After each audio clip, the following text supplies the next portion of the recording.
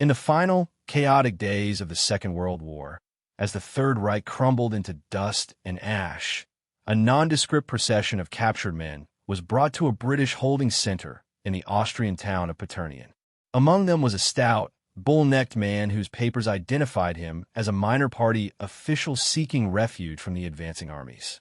He was sweating, his face a mask of exhausted fear, a far cry from the swaggering potentate he had once been.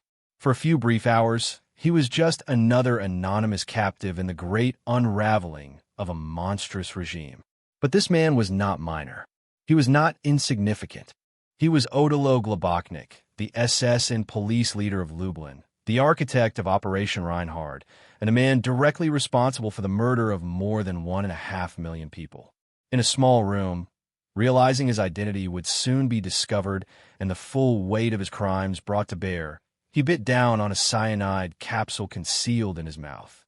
It was a swift, almost clinical end, a final act of cowardice that stood in grotesque contrast to the slow, agonizing, industrialized slaughter he had so meticulously engineered.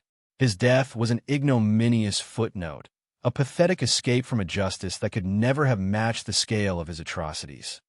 How does a man become a manager of genocide? How does a mid-level functionary, a corrupt and disgraced party hack, transform into one of history's most prolific mass murderers? The story of Odilo Globoknik is not merely the tale of a single monstrous individual. It is a chilling case study in the pathology of the Nazi state, a narrative that reveals how banal ambition, ideological fanaticism, and insatiable greed can converge to create a machine for annihilating human beings. His name is not as infamous as Himmler's or Eichmann's, yet his work was the very engine of the final solution. He was the man who built the factories of death known as Belzec, Sobibor, and Treblinka, camps designed for the sole purpose of extermination. To understand these places, to grasp the sheer, systematic horror of their operation, one must first understand the man who willed them into existence, the man who oversaw every detail, from the procurement of engine exhaust pipes for the gas chambers to the accounting of gold teeth ripped from the mouths of his victims. This is the story of that man, and the hell on earth he created. Odilo Lothar Ludwig Globoknik was born in 1904 in Trieste, then a bustling port city of the Austro-Hungarian Empire. His lineage was a complex tapestry of the empire's ethnic diversity. His family name was Slovene, yet they spoke German and identified as loyal Austrians. His father, a retired cavalry officer, instilled in his son a sense of aggrieved nationalism and a longing for a lost imperial glory, sentiments that festered in the political hothouse of post-World War I Austria. Young Odilo grew up in a world of collapse and humiliation. The once mighty Habsburg Empire was dismantled, and Austria was reduced to a small, struggling republic. This environment of national trauma and economic despair proved to be fertile ground for the radical ideologies that promised restoration and revenge. Globoknik, an unremarkable student but a brash and aggressive youth, was drawn early to the violent politics of the far right. By 1922, while working as a construction engineer, he had already joined a pro-German paramilitary group in Carinthia, the southern Austrian province that became a hotbed of pan-German nationalism. It was in this milieu that he found his true calling, Nazism. He joined the Austrian Nazi Party in 1931 and quickly distinguished himself not through intellectual prowess, but through sheer, relentless energy and a talent for brutal organization. He was a man of action, a street brawler, and a conspirator. He was involved in plots to undermine the Austrian government, including the bombing of a Jewish-owned business, which led to his first of several arrests. These stints in prison only bolstered his reputation within the party as a dedicated martyr for the cause. His defining characteristic, even then, was a complete and utter lack of moral restraint, coupled with a fawning devotion to those above him in the party hierarchy. He was a sycophant to his superiors and a tyrant to his subordinates. This combination of traits made him the perfect tool for a movement built on absolute obedience and ruthless execution of orders. His rise was rapid. By 1933, he was the deputy Gauleiter, or regional party leader, for Carinthia, effectively becoming one of Heinrich Himmler's key men in the illegal Austrian SS. He played a central role in the clandestine activities leading up to the Anschluss, the 1938 annexation of Austria by Nazi Germany, operating as a vital link between the party in Germany and its underground cells in his homeland. When German troops marched into Austria in March 1938, Globoknik was rewarded for his loyalty. At just 34 years old, he was appointed Gauleiter of Vienna, one of the most prestigious positions in the expanding Reich. It was a dizzying ascent to power, and it immediately went to his head. He styled himself as the Lord of the City, strutting through Vienna with an entourage of black uniformed SS men. His tenure was marked by two defining features: a virulent and public campaign of anti-Semitism and staggering financial corruption. He spearheaded the Aryanization of Jewish property with savage enthusiasm, dispossessing Vienna's Jews of their homes, businesses, and assets, often for his own personal enrichment and that of his cronies. His speeches were filled with crude, violent rhetoric, promising to cleanse the city of its Jewish influence. Yet, his greed and reckless mismanagement soon became his undoing. He was implicated in a massive currency speculation scandal, a brazen act of corruption that was too flagrant even for the Nazi regime's notoriously low standards of financial probity.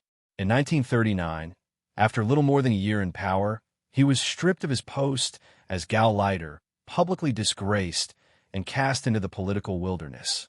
For any other man, this might have been the end of a political career. But Globoknik had a powerful patron, Heinrich Himmler.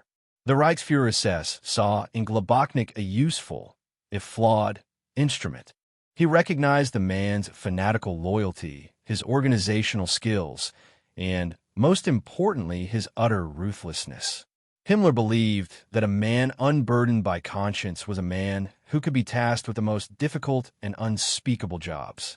So, after a brief period of penance serving in the Waffen-SS during the invasion of Poland, Globoknik was given a second chance. In November 1939, Himmler appointed him SS and police leader for the Lublin district in the newly formed general government of occupied Poland. This was not a glamorous posting. Lublin was a provincial backwater, a territory teeming with hundreds of thousands of Jews and Polish partisans. It was seen as a dumping ground, a problem to be managed. For Himmler, it was the perfect laboratory. And for Globoknik, it was the perfect opportunity for redemption in the eyes of his master, a chance to prove that his brutality and zeal could be put to good use. He arrived in Lublin a man with a tarnished reputation and a desperate need to prove his worth. He would do so by transforming his forgotten corner of the Reich into the epicenter of the Holocaust. The Lublin district was, from the beginning, a place of calculated cruelty. Upon his arrival, Globoknik immediately set about establishing a reign of terror. He oversaw the creation of forced labor camps and the ghettoization of the Jewish population, cramming tens of thousands of people into squalid, sealed-off neighborhoods. His headquarters became a hub of SS activity, attracting some of the most brutal and ideologically committed men in the organization. These were individuals like Hermann Höfel, his chief of staff, and Christian Wirth, a police veteran known for his work in the Tea for Euthanasia program, where disabled German citizens were murdered in primitive gas chambers. Globoknik was building a team of specialists in persecution and mass killing. He governed his fiefdom with an iron fist, reporting directly to Himmler and bypassing many of the normal channels of the German civil administration. He was creating a state within a state, a domain dedicated to the singular purpose of dealing with the so-called Jewish question. He was no longer just a corrupt Gauleiter. He was becoming a specialist in demographic engineering through violence. The turning point, the moment that transformed Globoknik from a brutal regional oppressor into a central figure in a continental genocide, came in the autumn of 1941. Following the German invasion of the Soviet Union, the Nazi leadership's anti-Jewish policy radicalized dramatically. The mobile killing squads of the Einsatzgruppen were already slaughtering hundreds of thousands in the East, but this method was deemed too slow, too public, and too psychologically taxing on the killers. A new, more systematic, more industrialized method was required. It was in this context that Himmler paid a visit to Globoknik in Lublin. The precise details of their meeting are lost to history, but its outcome is terrifyingly clear. Himmler gave Globoknik a new, top-secret directive, codenamed Operation Reinhard, in honor of Reinhard Heydrich, the chief of the Reich Security Main Office who was a principal architect of the final solution. The mission was deceptively simple in its wording but apocalyptic in its scope: to exterminate the entire Jewish population of the general government, a number totaling over 2 million people. Globoknik was tasked with building and operating the machinery to make this happen. This was the ultimate test of his loyalty and ability. He was being entrusted with the regime's most secret and ideologically vital project. The mission had two primary components. The first was murder on an unprecedented scale. The second was theft. Operation Reinhard was also designed to be a massive plundering operation, to seize all the assets of the victims, their currency, gold, jewels, and even their clothing and personal effects, to help fund the German war effort. For a man like Globoknik, whose career had been defined by both ideological fanaticism and personal greed, this was the perfect assignment. It appealed to both his convictions and his corrupt nature. He accepted the task with ferocious enthusiasm, promising Himmler that he would carry out the mission with speed and efficiency. He now had a purpose that transcended his past failures. He was no longer just the disgraced Gauleiter of Vienna. He was to become the director of the Holocaust in Poland. The responsibility did not weigh on him. It energized him. He immediately set his team to work, scouting locations for the new, hidden camps whose sole function would be to turn living human beings into ash and profit. The first of these death factories was to be built near the remote village of Belzec, a location chosen for its proximity to a major railway line and its relative isolation. Construction began in November 1941, using a workforce of Jewish slave laborers who had no idea what they were building. The design was the brainchild of Globoknik's hand-picked experts, men like Christian Wirth, who applied the knowledge gained from the T4 euthanasia program. The camp was deliberately small and deceptively designed. From the outside, it was meant to look like a simple transit camp. A railway siding led directly into the camp, where victims would be unloaded onto a platform adorned with fake signs for a delousing station and a canteen. The goal was to maintain the illusion of resettlement for as long as possible, to prevent panic and ensure a smooth, efficient flow of people towards their death. This psychological deception was a cornerstone of the entire operation. The heart of Belzec was a small, crude wooden building containing 3 gas chambers.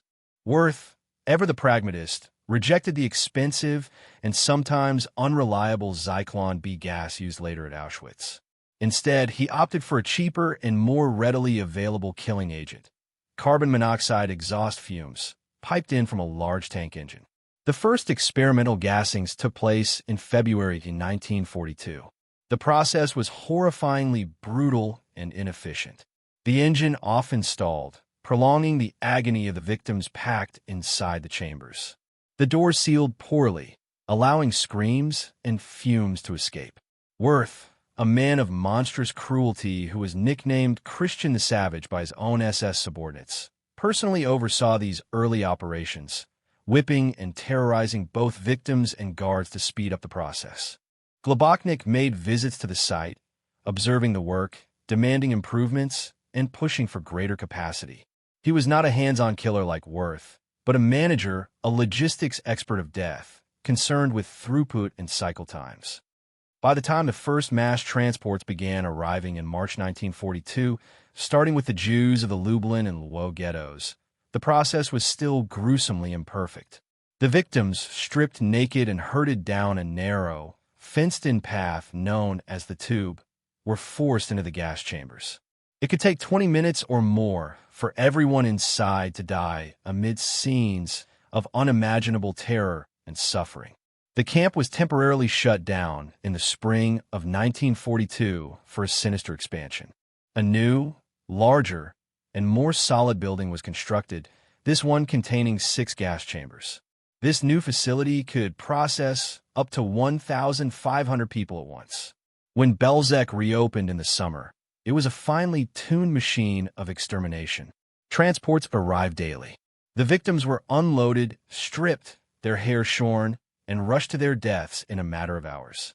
A small group of Jewish prisoners, the Sonderkommando, were kept alive to perform the ghastliest work, dragging the bodies from the gas chambers, prying open their mouths to search for gold teeth, and burying the corpses in massive, deep pits. From March to December 1942, it is estimated that somewhere between 430,000 and 500,000 people were murdered at Belzec. It was a place of pure, unadulterated slaughter, with virtually no survivors. By the end of the year, its grisly task was largely complete. The Jews of its catchment area were almost all dead. Globoknik could report to Himmler that the first phase of Operation Reinhard was a success. While Belzec was becoming operational, work had already begun on the second camp, located near the village of Sobibor. This camp was designed to liquidate the Jews from the eastern parts of the Lublin district and from other European countries, including the Netherlands and France. Built in a swampy, forested area, Sobibor was a direct evolution of the Belzec model. It was larger and incorporated lessons learned from the first camp's initial difficulties. The commandant, Franz Stangl, was another veteran of the T4 program, a quiet, methodical bureaucrat who approached mass murder with the detached efficiency of a factory manager. He famously described his work as a simple matter of processing cargo. "My conscience is clear," he would state years later. "I was simply doing my duty." This chilling detachment was characteristic of the men Globoknik placed in charge. They were not all frothing fanatics. Many were simply careerists, policemen, and administrators who applied their professional skills to the task of genocide without any apparent moral crisis. Sobibor was divided into several distinct areas. Camp I was the administrative section and barracks for the SS staff and Ukrainian guards. Camp 2 was the reception area, where victims were stripped of their possessions and their hair. It contained workshops and storage barracks where the vast mountains of stolen goods were sorted by Jewish prisoners before being shipped back to Germany. This was Globoknik's plunder operation in full swing, a source of immense wealth for the SS. Camp 3 was the extermination area, hidden behind a dense screen of trees and accessible only by a narrow, fenced-in path, the Himmelfahrtstrasse, or Road to Heaven here. A brick building housed the gas chambers, which, like at Belzec, used carbon monoxide from an engine. The process was relentlessly systematic.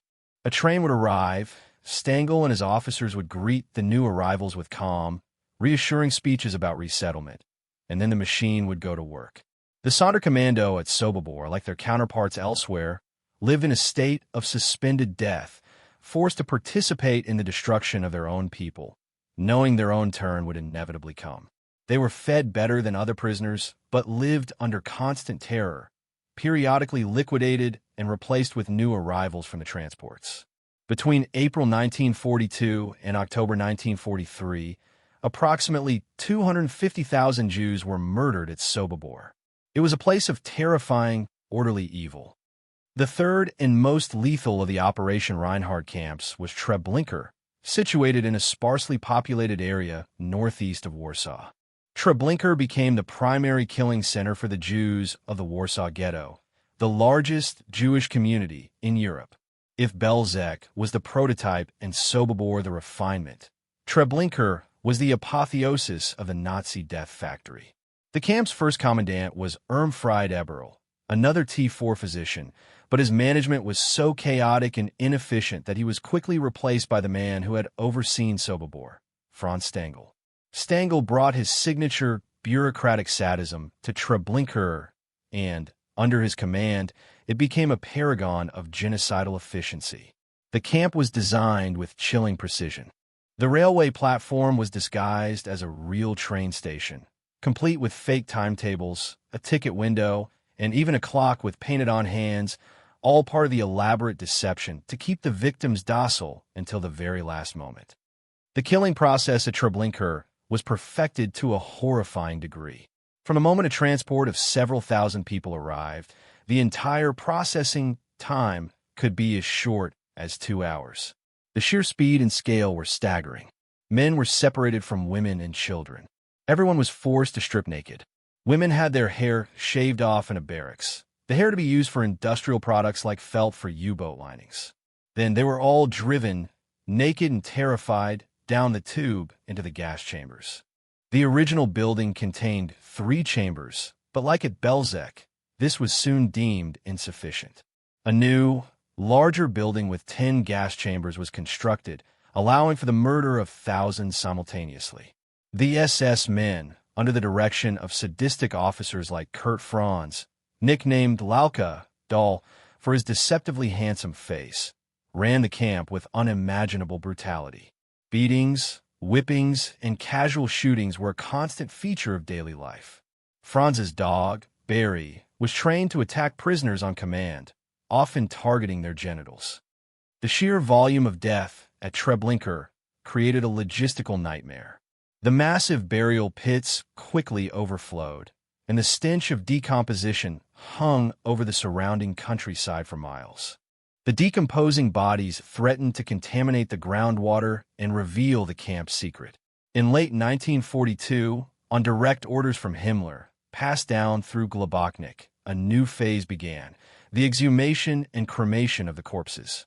This horrific task, known as Action 1005, was designed to erase all physical evidence of the mass murder. A special Jewish commando unit was forced to dig up the putrefying bodies from the mass graves with giant excavators and burn them on enormous open-air pyres made from railway tracks. The smoke and smell were ever present, a constant, sickening reminder of the camp's function. Day and night, the pyres burned, consuming the evidence of Globoknik's greatest crime. Between July 1942 and August 1943, an estimated 925,000 people were murdered at Treblinka. It was after Auschwitz-Birkenau, the deadliest killing center of the entire Holocaust. For Globoknik, sitting in his office in Lublin, these numbers were metrics of success, data points in a report to be sent to Berlin, proof of his indispensable value to the Reich. Throughout this period of intense activity, Globoknik was not just a distant administrator. He was deeply involved in the day-to-day management of his genocidal enterprise. He made regular inspection tours of the camps, often accompanied by visiting dignitaries from the SS leadership. Survivors reported seeing his hulking figure at Treblinka, observing the extermination process with a cold, professional eye. His primary concerns were always speed, security, and profit. The plunder from the camps was colossal. Barracks at each site, known as Canada by the prisoners, were filled with mountains of clothing, shoes, eyeglasses, suitcases, and personal treasures. Jewish prisoners sorted these items, meticulously searching for hidden valuables. Gold teeth, wedding rings, and foreign currency were collected, melted down, and sent to the Reichsbank via Globoknik's SS Economic Administration in Lublin. It was an enterprise of staggering criminality, and Globoknik himself, ever the corrupt opportunist, certainly skimmed off a portion for his own personal enrichment. He had found a way to marry his ideological convictions with his rapacious greed. He was simultaneously serving the Reich and enriching himself and his cronies. The psychological toll of this work, even on the perpetrators, was a concern for the SS leadership. The men who ran the camps were given generous leave, ample supplies of alcohol, and were encouraged to engage in festive gatherings to maintain morale. At Sobibor, the SS officers maintained a small zoo and gardens. At Treblinka, they held parties and musical evenings, often within earshot of the screams from the gas chambers. This compartmentalization was essential. They had to be able to view their victims not as human beings, but as raw material to be processed. Globoknik himself displayed this same psychological detachment on a grander scale. He was a devoted family man, writing affectionate letters to his fiancée and later his wife, while simultaneously orchestrating the murder of hundreds of thousands of other families. This grotesque duality was not unique to him. It was a hallmark of the Nazi elite. It was the ability to separate their private lives as decent Germans from their public roles as architects of atrocity. As 1943 wore on, the tide of the war began to turn against Germany. The defeat at Stalingrad was a catastrophic blow, and the resources of the Reich were stretched thin. Within the camps, a different kind of turning point was approaching. The Jewish populations of the ghettos in the general government had been decimated. The transports were becoming less frequent. For the remaining Jewish prisoners in the camps, the Sonderkommandos and workshop laborers, it was clear that once the camps had served their purpose, they too would be murdered to eliminate all witnesses. This desperation, coupled with the news of Jewish resistance in the Warsaw Ghetto, began to kindle the flames of rebellion. They had nothing left to lose. Their families were gone, their communities erased. The only choice left was how to die, passively in the gas chambers, or fighting back with a hope, however slim, of escape and telling the world what had happened. The first major uprising occurred at Treblinka on August 2nd, 1943. It was a meticulously planned operation organized by a small committee of prisoners. They managed to make a copy of a key to the camp's armory. On a hot afternoon, they seized a small number of rifles, pistols, and grenades. Their plan was to set the camp ablaze and storm the fences in the ensuing chaos. The revolt began. Barracks were set on fire, and the prisoners attacked their SS and Ukrainian guards. The fighting was desperate and heroic. The camp was engulfed in flames and thick black smoke. Of the roughly 850 prisoners still alive in the camp that day, about 300 managed to break through the fences and escape into the surrounding forests. The SS response was swift and brutal. A massive manhunt was launched. Most of the escapees were hunted down and killed over the next few days. However, a few dozen managed to survive, carrying with them the testimony of what they had witnessed. The uprising effectively destroyed much of the camp and signaled its end. With the Warsaw Ghetto liquidated, Treblinka's primary mission was complete. Globoknik, enraged by the security breach, ordered the camp to be dismantled, the remaining prisoners shot, and the entire area plowed over and disguised as a farm. Just 2 months later, a similar, even more successful revolt broke out at Sobibor. The uprising on October 14, 1943, was led by a Soviet Jewish prisoner of war, Alexander Petrovsky, and a Polish Jew named Leon Feldhendler. Their plan was more surgical than the one at Treblinka. Using their trusted positions within the camp workshops, the conspirators lured key SS officers one by one into secluded locations and killed them silently with knives and axes. After eliminating a significant portion of the SS leadership, Petrovsky gave the signal for the mass escape. Chaos erupted. Around 300 prisoners stormed the fences, running through a minefield under heavy machine gun fire. Many were killed, but about half made it to the forest. As with Treblinka, most were eventually recaptured and executed. But again, a small number, including Petrovsky, survived the war to bear witness. The Sobibor uprising was a stunning blow to the SS. A death camp had been successfully attacked from within, its command structure decapitated by the very people it was designed to dehumanize and destroy. The revolts at Treblinka and Sobibor were the death knell for Operation Reinhard. The camps had largely fulfilled their genocidal purpose, and the uprisings made them a liability. Upon receiving the news from Sobibor, a furious Himmler ordered the camp closed and erased, just like Treblinka. The few dozen remaining prisoners at Belzec had already been transferred to Sobibor and murdered months earlier, and that camp had also been dismantled. The final bloody chapter of Globoknik's work in the Lublin district was an operation codenamed Action Ernefest, or Harvest Festival. In early November 1943, he ordered the execution of all remaining Jewish laborers in the various camps under his command, including the large Majdanek concentration camp on the outskirts of Lublin. He feared that these prisoners, inspired by the uprisings, posed a security risk.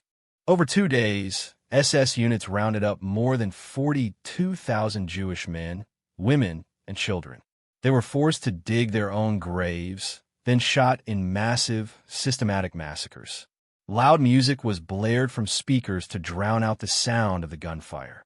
This slaughter was one of the largest single mass shootings of the Holocaust, a final, brutal spasm of violence to cleanse Globoknik's domain. With Operation Reinhard complete, the camps dismantled, the evidence buried or burned, and the last witnesses murdered, Globoknik's mission in Poland was over.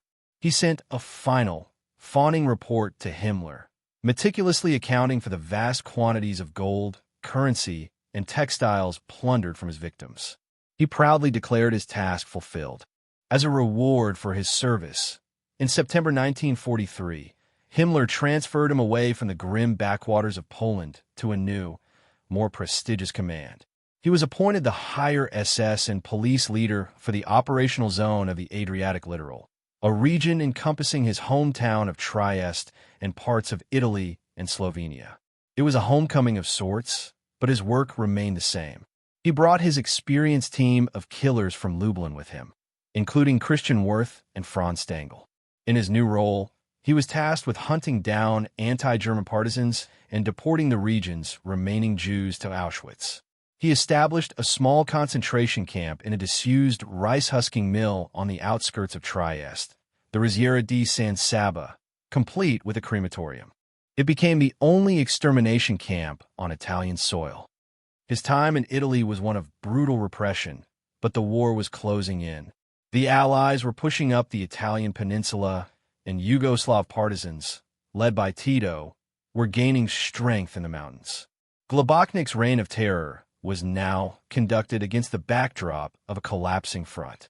His old comrade in sadism, Christian Wirth, was killed in an ambush by partisans in May 1944. The net was tightening. By the spring of 1945, the German war machine was in its final death throes. With Allied and partisan forces closing in on Trieste, Globoknik's authority evaporated. He became a man on the run. Taking with him a small retinue of his most trusted subordinates, he fled north, retreating into the mountains of his native Carinthia in Austria, the place where his Nazi career had begun.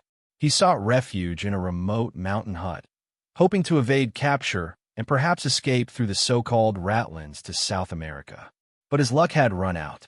On May 31st, 1945, a British cavalry unit, acting on a tip, found him and his small group. His capture was anticlimactic. The swaggering tyrant was now a cornered, defeated man. Taken to the castle of Paternian, which was being used as a British detention center, his true identity was quickly suspected.